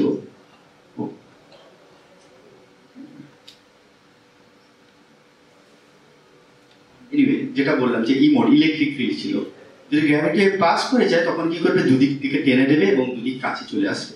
মানে অটোমেটিক একটা কার্ল লাইক কম্পোনেন্ট ওর মধ্যে ইন্ট্রোডিউস হয়ে যাবে। এখনকার কসমোলজিস্টরা যেটা খুঁজছেন সেটা হলো কার্ল লাইক কম্পোনেন্ট, যাকে সাইন্টিফিক্যালি বলতে গেলে পি মোড বলে। তো ওই পি মোডটা যদি খুঁজে পাই, তার মানে ওটা ডাইরেক্ট ইনফ্লেশনের সম্বন্ধে বলছে, যে ডাইরেক্ট ইনফ্লেশন হয়েছে। শুধু এটাই বলছে না, ভি মোড থেকে, ভি মোডের amplitude of the V mode থেকে আমরা ওই সময়কার এনার্জি স্কেল এবং কি ধরনের ইনফ্লেশন হয়েছে, অনেক মডেল আছে ইনফ্লেশনের, কারণ কোয়ান্টাম ফ্লাকচুয়েশন। তো তুমিও কেউ একজন মডেল দিলেন, খুব ডিটেলসে বলছি না, স্লো রোল ইনফ্লেশন এবং বিভিন্ন পোটেনশিয়ালের বিভিন্ন পাওয়ার ল, অনেকভাবেই মানে অনেকভাবেই ব্যাখ্যা করা যায়। কিন্তু যেহেতু এটা অবসার্ভ হয়নি, এই জন্য আমরা জানি না কোন ইনফ্লেশনারি মডেলটা ঠিক। তার মানে এখন বিজ্ঞানীরা এই জিনিসটা পার্টিকুলারলি দেখার চেষ্টা করছেন, কারণ আমরা যদি এটাকে ডিটেক্ট করতে পারি, আমরা ডাইরেক্ট কনস্ট্রেন্ট করতে পারি ইনফ্লেশনারি মডেল। অনেক এক্সপেরিমেন্টই করার চেষ্টা করেছে, কিন্তু তারা প্রাইমোডিয়াল ইনফ্লেশনারি মডেলটা ডিটেক্ট করতে পারেননি। জাস্ট বলে রাখি, এগুলো হচ্ছে ডিফারেন্ট অ্যামপ্লিটিউডের পি মোড, আর equal to 10 to the power minus 2, 10 to the power minus 3। এই ডিফারেন্ট মডেল আমি শো করেছি, তার কারণ আমরা অ্যামপ্লিটিউডটা জানি না, যে কোনো একটা হতে পারে। কিছু কিছু মডেল বলে যে এইটা, তার মানে আমি যদি এইখানে যদি আমি ডিটেক্ট করতে পারি অ্যারাউন্ড L = 100, তার মানে বলবো যে ইনফ্লেশনের পার্টিকুলার মডেলের জন্য এটা হয়েছে, তার জন্য ইউনিভার্স এরকম ছিল। কারণ আমাকে মডেল অলরেডি বলে দিয়েছে যে এই মডেলটা এরকম অ্যামপ্লিটিউডের রিমোট প্রডিউস করতে পারে। কিন্তু এখনো ডেটা পয়েন্ট গুলো এরকম। 2014 সালে বাইসেপ কোলাবোরেশন বলেছিল যে ওরা ডিটেক্ট করতে পেরেছে, কিন্তু পরে মানে নোবেল প্রাইজ দেওয়া হবে এরকম একটা ব্যাপার, কিন্তু পরে জানা গেল যে ওটা ডাস্ট দিয়ে এক্সপ্লেন করা যাচ্ছে। ফলে এখন যেটা আমরা চেষ্টা করছি, আমি যেহেতু দুটো কোলাবোরেশনে আছি, একটা হচ্ছে সাইমন অবজারভেটরি CMBS-4, ওগুলো 10 to the power minus 3 r = 10 to the power minus 3 অর্ডারে রিমোটকে ডিটেক্ট করতে চাইছি, মানে এই বাম্পটা ওরা ডিটেক্ট করতে পারবে বলে মনে করছে। তার জন্য তোকে অনেক কিছু ক্লিন করতে হবে। যাই হোক, আমি স্কিপ করব। আচ্ছা, লাস্ট একটা জিনিস হচ্ছে যে লেট টাইম ইউনিভার্স কিভাবে দেখতে পাবো। বললাম ওই সিএমবি ফোটনগুলো আসছে বেবি ইউনিভার্স থেকে, কিন্তু লেট টাইম ইউনিভার্সে যখন ক্লাস্টার, গ্যালাক্সিস এসব তৈরি হয়ে গেছে, ওই ফোটনগুলো ওই গ্যালাক্সি ক্লাস্টারের সেন্টারে যে থাকা হট ইলেকট্রন, যেহেতু টেম্পারেচার বেশি আছে, ওই ফোটনগুলো ইলেকট্রনের সাথে ইন্টারঅ্যাক্ট করেছে। তো ইন্টারঅ্যাক্ট করার জন্য একটা এনার্জি এক্সচেঞ্জ হয়েছে, এবং তোমরা সিম্পলি বলতে পারো ওটা হচ্ছে ইনভার্স কম্পটন এফেক্ট টাইপের, মানে নট টাইপের, মানে ইনভার্স কম্পটন এফেক্ট। কারণ কম্পটন এফেক্টে দেখো যে একটা ফোটন বাইরে থেকে আসছে, high energy photon, X ray বা কিছু, এবং ইলেকট্রনগুলো যদি রিলেটিভিস্টিক এফেক্ট না নাও, ইলেকট্রনগুলো মেটেরিয়ালে বসে আছে এবং ফোটনটা এনার্জি ট্রান্সফার করছে। এখানে ইলেকট্রনগুলোর থার্মাল এনার্জি খুব কম এবং হাই এনার্জি, ফোটনগুলোর এনার্জি খুব কম, কিন্তু ইলেকট্রনগুলোর এনার্জি খুব বেশি। তাই জন্য এখানে একটা এনার্জি এক্সচেঞ্জ হচ্ছে। এবার তুমি যদি ওই ব্ল্যাক বডিটাকে যদি তুমি দেখতে চাও, তুমি দেখবে এটাকে সিম্পলি ক্যালকুলেট করা যায়। এটা জেলদোভিজের স্টুডেন্ট রশিদ সুনায়েব ক্যালকুলেট করেছিলেন, এবং তাই জন্য এর নাম বলে সুনায়েব জেলদোভিজ এফেক্ট। এই নিয়ে অনেক গল্প আছে, টাইম থাকলে বলবো। তো যেটা মেনলি তুমি দেখতে পাও, যদি একটা ফ্রিকোয়েন্সির নিচে যদি দেখতে পাও, এটা প্রায় 220 গিগাহার্টজ, তাহলে দেখবে তুমি যে ফ্লাকচুয়েশনটা টেম্পারেচারটা দেখার কথা তার চেয়ে তুমি কম ফ্লাকচুয়েশন পাবে, কম ফ্লাক্স পাবে। এবং একটা ফ্রিকোয়েন্সি যদি পরে যাও, তাহলে দেখবে বেশি উজ্জ্বল দেখাবে। সেম জিনিস দেখো, যখন এখানে দেখছো তুমি ব্ল্যাক হয়ে যাচ্ছে, উপরের দিকে রেড হয়ে যাচ্ছে। আমি বলেছি রেড মানে বেশি টেম্পারেচার, আর এখানে ব্ল্যাক ব্লুইশ মানে লেস টেম্পারেচার। এবারে একটা গেমের মতো খেলি, যে কিভাবে এটা দিয়ে আমি ক্লাস্টার ডিটেক্ট করতে পারবো। ডব্লিউ ম্যাপ দেখেছিল এরকম একটা ফ্লাকচুয়েশন। বুঝতেই পারছো, আমাদের আগে যখন ইউটিউবে এইচডি ভিডিও ছিল না, একেবারে খুব দেখতে খুব ব্লার লাগতো, মোটামুটি এরকমই ছিল। এরপরে প্লাম দেখলো এরকম একটা কিছু, বুঝতেই পারছো, অনেক আরো স্পষ্ট ভাবে দেখা যাচ্ছে কিভাবে কিভাবে ফ্লাকচুয়েশন গুলো আছে। সাউথ পোল টেলিস্কোপ, এটা সত্যিকার সাউথ পোলে আছে, তো ওটা নিয়ে অনেক গল্প করা যায়। তো সাউথ পোল টেলিস্কোপ যেটা দেখলো সেটা হলো খানিকটা এরকম। বুঝতেই পারছো, কিছু ব্ল্যাক স্পট আছে, কিছু হোয়াইট স্পট আছে। বিজ্ঞানীরা এইখান থেকেই ক্লাস্টার ডিটেক্ট করেছে। এটা হলো প্রায় এভাবে। যে হোয়াইট স্পট গুলো দেখছো, এগুলো হচ্ছে স্টার বাস্ট গ্যালাক্সি, যেসব গ্যালাক্সিতে এখনো তারা উৎপন্ন হচ্ছে, স্টার ফর্ম হচ্ছে। আর এটা যেহেতু 150 গিগাহার্টজে অবজারভেশন হয়েছে, আগে বললাম, তুমি আগে দেখবে এখানে গেলে দেখবে যে ব্ল্যাক 150 গিগাহার্টজ মানে এইখানে, তার মানে তুমি সব থেকে ব্ল্যাক দেখবে, মানে ব্লুইশ দেখবে, ব্ল্যাক স্পট দেখবে। যে ব্লু স্পট গুলো, এগুলো হলো ক্লাস্টার। দেখতেই পাচ্ছ, এটা ক্লাস্টার। তো জাস্ট টেম্পারেচার ফ্লাকচুয়েশনের উপর কিছু কিছু স্পট দেখে এখানে ক্লাস্টার আইডেন্টিফাই করেছেন। মোর দ্যান 500 ক্লাস্টার জাস্ট এই একটা টেকনিকের মাধ্যমে ডিটেক্টেড হয়েছে। নট অনলি ক্লাস্টার, এইখান থেকে ক্লাস্টারের মাস কত, ক্লাস্টারে কত তারা আছে, ক্লাস্টার গুলো কিভাবে বিহেভ করছে, এইসব জানা যেতে পারে। ওকে, নাও হোয়াট ইজ নেক্সট? এত সব তো বললাম, আমরা ইন্টারেস্ট পেয়েছে যে অনেক কিছু আননোন আছে, অনেক কিছু করা যাচ্ছে টেকনিক বুদ্ধি খাটিয়ে। Now what is next? এটা হচ্ছে সাইমন অবজারভেটরি কোলাবোরেশন আর সিএমই, যেখানে আমিও পাঠাচ্ছি জাস্ট হাইলাইট করার জন্য। এত লোকের মাঝে আমি এখানে আর এখানে খুব ব্লার, খুব অদ্ভুত দেখাচ্ছে। ইনি হচ্ছেন ডেভিড স্পার্গেল, যিনি একটু পরেই আসছেন। ইনি হচ্ছেন আমার পিএইচডি বস, এবং ইনি হার্ভার্ডের জন কোভা, প্রিন্সটনের সুজান স্ট্যাক, অনেকেই আছেন, ওটা যতজন সিএমপিতে কাজ করছেন। তো জাস্ট এই ছবিটা দেখাচ্ছি এই জন্য, কারণ তোমাদের ইন্সপায়ার করার জন্য। কারণ সাইমন অবজারভেটরি বছরে একবার করে একটা কোলাবোরেশন মিটিং হয়, আর সিএমবিএস করে 6 মাস অন্তর। তো এখানে সবাইকে ডিসকাস করে যে কি কি সায়েন্স করা যেতে পারে, কি কি অন্য বিষয় করা যেতে পারে। তো আমার কাজ ছিল যে যখন আমার যে টেকনোলজি অ্যাডভান্স খুব ডেভেলপ করেছে, তাই জন্য আমরা সেন্সিটিভিটি খুব বাড়ছে, তাহলে আমরা নতুন নতুন কি সিগন্যাল আরো ডিটেক্ট করতে পারি যেটা অলরেডি জানা নেই। যেরকম গ্র্যাভিটেশনাল ওয়েভ আমরা অলরেডি জানি, ফলে আমরা আমরা ওটা তো অফকোর্স আমাদের লক্ষ্যে আছে, কিন্তু যেহেতু আমরা ওই লক্ষ্যে যাচ্ছি আরো কি আদার সিগন্যাল আমরা ডিটেক্ট করতে পারি যেগুলো মানুষের সম্বন্ধে অন্য কিছু বলছে। তো তার মধ্যে একটা জিনিস আমি কাজ করেছিলাম, সেটা হলো রিওনাইজেশন, যে ইউনিভার্স কিভাবে রিওনাইজেশন হলো। জাস্ট এগুলো খুব তাড়াতাড়ি বলছি, এটা খানিকটা আমরা শিখে, এটার জন্য আমি 4 মাস কেমব্রিজে ছিলাম। তো এটা হচ্ছে সিমুলেশন করা, খুবই কঠিন ব্যাপার।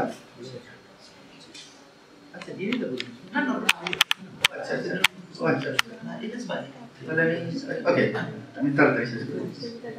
তো রিওনাইজেশন নিয়ে একটা কাজ করেছি, তো এটা আবার চলছে না, তো ঠিক আছে। লাস্ট থিং, এটা বলেই শেষ করবো, সেটা হলো পার্টিকুলারলি আমি যেটা নিয়ে কাজ করছি সেটা হলো এই যে বাম দিকে যে প্লটটা দেখছো সেটা হলো ইউনিভার্সের ম্যাটার কিভাবে ডিস্ট্রিবিউটেড আছে, প্রজেক্টেড ম্যাটার। তার মানে আমি সবগুলো ডিফারেন্ট টাইমে যে ম্যাটারগুলো ডিস্ট্রিবিউটেড আছে সেগুলো যদি আমি প্রজেক্ট করে দিই তাহলে যে ডিস্ট্রিবিউশন অফ ম্যাটার দেখবো খানিকটা এরকম। এগুলো হচ্ছে ওভার ডেনসিটি। এগুলো আমি যেটা নিয়ে কাজ করছিলাম সেটা হলো ইলেকট্রনগুলো কিভাবে ডিস্ট্রিবিউটেড আছে, ফ্লাকচুয়েশনস ইন অপটিক্যাল লেয়ার। তো এটা আমরা প্রেডিক্ট করেছি যে ফিউচারে মানে 2025 ওখানে ডিটেক্ট করতে পারে এই পুরো, যেরকম এই ম্যাপটা এখন প্লাঙ্ক অলরেডি তৈরি করেছে, কিন্তু ইলেকট্রন ডেনসিটি, ইলেকট্রন কিভাবে ডিস্ট্রিবিউটেড আছে ওটা এখনো কেউ করতে পারেনি, কারণ খুব নয়েজ ম্যাপ। কিন্তু আমরা কিছু অ্যালগরিদম প্রপোজ করেছি যার মাধ্যমে এটা করা যায়। ওকে, আর তেমন কিছু নেই। এই ফ্লাকচুয়েশন থেকে নিউট্রিনোর মাসও ক্যালকুলেট করা যায়, এবং এটা আরো ভালোভাবে কনস্ট্যান্ট করতে পারবে পার্টিকেল ফিজিক্সের চেয়ে। তোমরা বুঝতে পারবে যে একটা নিউট্রিনো মাস করবো সেটা তো আমি একটা ল্যাবে গিয়ে কোনোভাবে করবো, কিন্তু কসমোলজি বেটার কনস্ট্যান্ট দেবে on neutrino mass. And last thing, cosmological model is well tested, all these model well tested, but there are many cases, যে বললাম Hubble constant এখন লোক ডিবেট করছে 67 আর 72, আগে ওটা ছিল 15 or 500। Of course একজন হিডেন ফিচার খোঁজার জন্য নিউ ফিজিক্সকে ইন্ট্রোডিউস করতে পারি, যেটা আমরা এখনো বুঝিনি, আমরা ডার্ক ম্যাটার ডার্ক এনার্জি সম্বন্ধে কিছু জানি না। আর ওকে, থ্যাঙ্কস ফর লিসনিং।